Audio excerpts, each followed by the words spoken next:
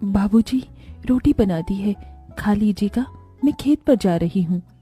तभी खटिये पर से बूढ़ा रामा खांसते हुए बोला,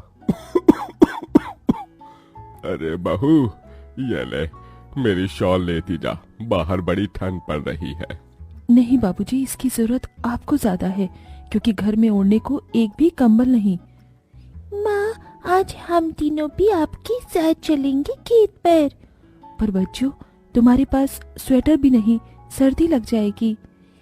माँ, जल्दी तो आपको गुलिया दीदी और तानी दीदी को भी लगेगी।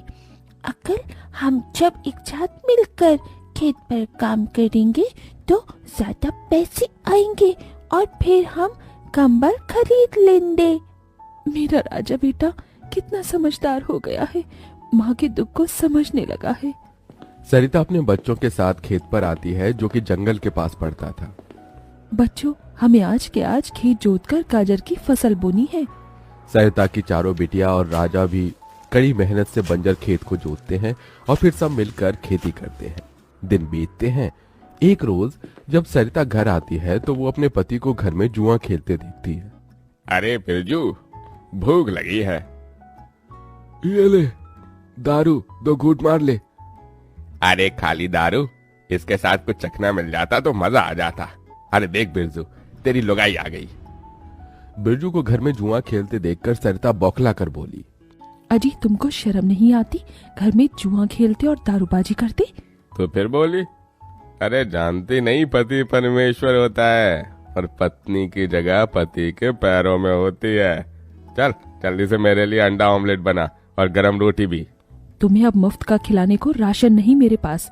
6 बच्चे हो गए हैं, जानती भी हो इन सब का पेट कितनी मुश्किल से पाल रही हूँ मैं। तुम्हें तो जिम्मेदारी से मतलब ही नहीं। घर में बूढ़ा बीमार पिता है, तुम तो कमाने गए थे ना, फिर क्या हुआ? आते ही पैसे मांगने लगी। पति ने खाया पिया कि नहीं ये तेरा बाप पूछेगा। नशे में तो बिरजू सरिता से अकड़ते हुए अपनी चमड़े की चप्पल निकालकर उसे बहुत पीटता है। ये ले, और लड़ाएगी जबान। मैं कमाता नहीं तो क्या इस घर में मेरी इज्जत नहीं होगी? ये ले।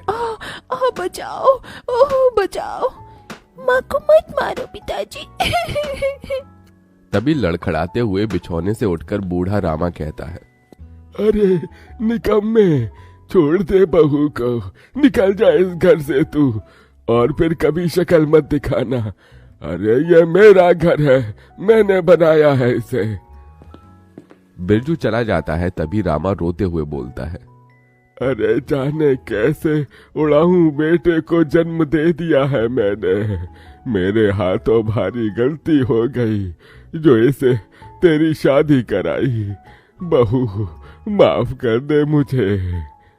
पर उस 5 बेटियों की गरीब माँ का दुख इतना ही नहीं था कि एकदम से जोरदार तूफान उठा और झोपड़ी की छत हवा के झोंके से उखड़ कर गिर गई। हे भगवान, इतना भयंकर तूफान! तानी, गुड़िया, अंजू, तुम तीनों सोनी, राजा और मुनिया को लेके बाहर निकलो। मैं दादाजी को लेकर आती हूँ। उठिए बाबूजी। नहीं बहू, तू जा, मेरा समय आ गया है। तुझे उन 5 बच्चियों की सौगंध, तेरे बाद उन्हें देखने वाला कोई नहीं। जा बहू, जा। सरिता के बाहर निकलते ही पूरी झोपड़ी गिर जाती है। सरिता छाती पीट पीट कर रोने लगती है। बाबूजी। अरे कैसा निर्दयी है रे तू ऊपर वाले। क्या मिला आखिर, क्या मिला तुझे मेरा घर उजाड़ कर? तू खुद तो अपने घर में सो रहा है और मेरी 5 बेटियों को बेघर कर दिया। जवाब दे, तू बोलता क्यों नहीं? सरिता को टूट कर रोता देखकर उसकी 5 बेटी भी बिलख बिलख कर रोती है। चुप हो जाओ माँ, रो मत। माँ, मुझे जल्दी ठंड लगती है।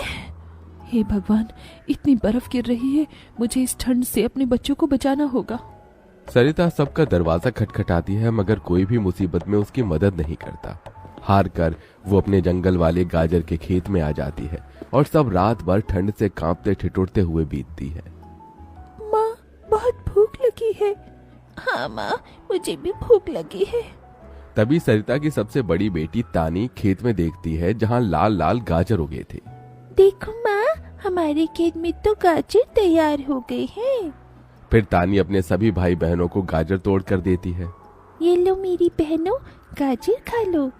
अपनी बेटियों को ठंड में ऐसे देख उस गरीब माँ का मन अपार दुख से भर जाता है। अपनी इस गरीब लाचार माँ को माफ कर देना बच्चों, तुम्हें ये ठंड भोगना पड़ रहा है। तभी एकदम से दिन का माहौल रात सा हो जाता है और तेजी से बर्फ गिरने लगती है। बाप रे बाप, एकदम से इतनी ठंड, ऐसे तो बिना घर के हम बच नहीं पाएंगे। तभी सरिता अपना आंचल उन पर उड़ाती है, मगर बच्चे थरथरा उठते हैं कि एकदम से गुड़िया कहती है, माँ, तानी दीदी, हम अपना घर बना सकते हैं। मगर कैसे बिटिया, हमारे पास पैसे भी तो नहीं। माँ देखो, हमारे खेत में कितने सारे गाजर उगे हैं, हम इसी से अपना घर तैयार करेंगे, पर हम सबको साथ मिलकर मदद करनी होगी। राजा बेटा, जब तक कि हम गाजर घर तैयार नहीं कर लेते, तुझे अपनी छोटी बहनों का ख्याल रखना होगा। रखेगा ना? हाँ माँ, रखूंगा। सरिता आग जलाकर अपने दोनों सबसे छोटे बच्चों को उसके पास बिठा देती है और खुद अपनी चारों बेटियों के साथ उस भयंकर ठंड में गाजर घर बनाने लगती है। अंजू, सोनी, गुड़िया, तुम दोनों मुझे और तानी दीदी को गाजर तोड़ तोड़ कर दो, हम घर बनाते हैं। ठीक है माँ। गरीब माँ बेटियां मिलकर गाजर घर बनाती हैं, मगर घर एकदम से ढह जाता है, जिससे सरिता दुखी हो जाती है। कितनी मेहनत से ये गाजर घर बनाया था हमने, मगर सारी मेहनत बेकार चली गई। तभी चारों बेटियां रोते हुए गाकर अपनी माँ को हिम्मत देती हैं।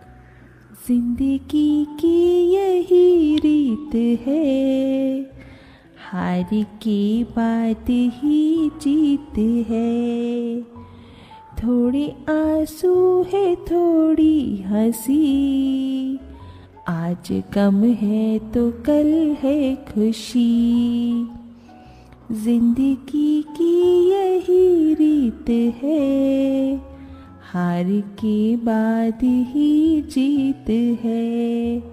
मेरी बच्चियों। रोते हुए सरिता अपनी बेटी को गले से लगा लेती है। वो फिर कोशिश करते हैं, कई बार उनका गाजर घर बिगड़ता है। तभी गुड़िया कहती है, माँ, अगर हम अपना गाजर घर मजबूत बनाने के लिए पहले लकड़ी फट्टे से ढांचा बना लें, तो फिर हमारा गाजर घर नहीं गिरेगा। सब ऐसा ही करते हैं, जिससे उस बार उनका गाजर का घर मजबूत बन जाता है। सरिता अपनी पांचों बेटियों और बेटे के साथ घर के अंदर आती है। तब जाकर उनके शरीर को गर्माहट महसूस होती है। अरे वाह माँ, दीदी, आप सबने कितना सुंदर गाजर घर बनाया है, और ये कितना गर्म भी है। तभी सरिता अपने बेटे बेटियों का मुंह देखती है। सबकी आंखों में भूख थी। मैं जानती हूँ तुम सबको भूख लगी है ना, अपनी माँ को एक दिन दे दो, मैं कल काम ढूंढ लूंगी। ठीक है, आज हम ये गाजर खाकर सो लेंगे। आप भी खा लो ना माँ, आपने 2 दिन से कुछ नहीं खाया। सोनी अपने नन्हे हाथों से अपनी गरीब माँ को गाजर खिलाती है। अगले दिन सरिता ठंड में इधर से उधर काम ढूंढने भटकती रहती है, मगर कोई उसे काम नहीं देता। इधर अब उसके खेत के गाजर भी खत्म हो गए थे, जिससे उसकी बेटियां भूखी थी और उसकी दुधमुही बेटी भूख से रोई जा रही थी। माँ, मुन्ना को भूख लगी है, उसे खाना चाहिए। छोटे बच्चे खाना नहीं खाते राजा, इसे दूध पीना है। हे बसुरी बजैया, एक माँ की ममता की इतनी भी परीक्षा मत लो कि वो अपने बच्चे को दूध भी ना पिला सके। तभी सरिता को द्वार पर एक गाय के रंभाने की आवाज सुनाई दी। माँ, लगता है बाहर गाय आई है। सरिता अपनी बेटियों के साथ बाहर आकर देखती है तो गाय के थन से दूध की धारा बहे जा रही थी। इस गाय के थन में कितना दूध गिर रहा है। सरिता गाय का गर्म दूध अपनी बेटी को पिलाती है। तभी गाय उसके खेत में जाकर गोबर कर देती है, जिससे एकदम से जादू होता है और खेत लाल चमकदार गाजर से भर जाता है। माँ, ये तो कोई जादुई गाय लगती है। देखो, हमारे खेत में कितने गाजर उगाए। हाँ गुड़िया, मैं जादुई गाय हूँ। मुझे वरदान प्राप्त है, जिस भी बंजर खेत में मैं गोबर करूंगी वो फसल से भर जाएगी। मैं इससे पहले भी तुम्हारे खेत में आई थी। इसका मतलब गौ माता, आपकी वजह से उस वक्त भी मुझ गरीब के बंजर खेत में गाजर उगी थी। आपका कोटि कोटि धन्यवाद गौ माता। माँ, तुम काम ढूंढ रही थी ना, अब मैं ढूंढना। तुम तो कितना अच्छा गाजर का हलवा बनाती हो, और गाय के दूध से खोया, घी, दूध सब बनता है। तुम हलवा बनाकर बेचो। सरिता उस गाय के दूध से घी, खोया तैयार कर लेती है और गाजर का हलवा बनाकर बेचने लगती है, जो कि लोगों को खाने में स्वादिष्ट लगता है। उसकी अच्छी कमाई होती है, जिससे उसकी आर्थिक स्थिति ठीक हो जाती है और वो गाय उसके गाजर घर के बाहर बंधी खेत के गाजर और घर दोनों की पहरेदारी दिया करती।